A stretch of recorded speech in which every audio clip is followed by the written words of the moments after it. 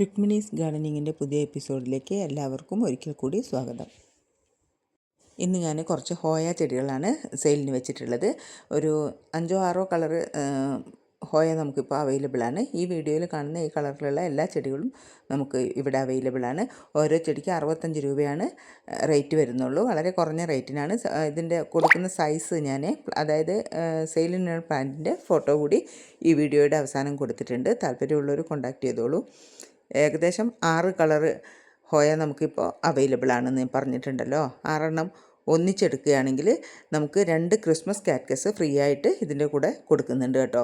ഈ ചെടികൾ സ്വന്തമാക്കാൻ ആഗ്രഹിക്കുന്ന ആളുകളുണ്ടെങ്കിൽ നമുക്ക് ഈ വീഡിയോയിൽ തരുന്ന വാട്സപ്പ് നമ്പറിലേക്ക് കോൺടാക്റ്റ് ചെയ്തോളൂ. ഈ ഹോയ ചെടികളെക്കുറിച്ച് കൂടുതൽ അറിയാനുണ്ടെങ്കിൽ ചോദിക്കാം. എനിക്കറിയാവുന്ന കാര്യങ്ങളെല്ലാം ഞാൻ പറഞ്ഞു തരുന്നതാണ്.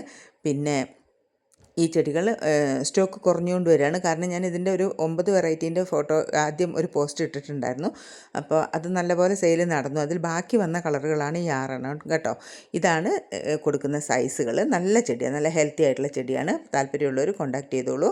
വാട്സപ്പ് നമ്പർ ഞാൻ ഈ വീഡിയോയിൽ തന്നെ കൊടുക്കുന്നുണ്ട്.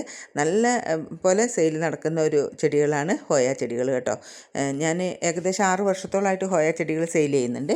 എനിക്ക് ഏറ്റവും പേഴ്സണലി ഇഷ്ടപ്പെട്ടിട്ടുള്ള ചെടികളാണ് ബിഗോണിയായും ഹോയ ചെടികളും. അത് നട്ട് വളർത്താനും അതുപോലെ തന്നെ നമുക്ക് സെയിൽ ചെയ്യാനും പുതിയ തൈകൾ ഉണ്ടാക്കാനും ഒക്കെ എളുപ്പമുള്ള ചെടികളാണ് ഹോയ ചെടികൾ. അതിൻ്റെ വലിയ മെച്യൂർഡ് മദർ പ്ലാന്റും സെയിലിനുണ്ട്, ഈ കാണുന്ന സൈസിലുള്ളത്.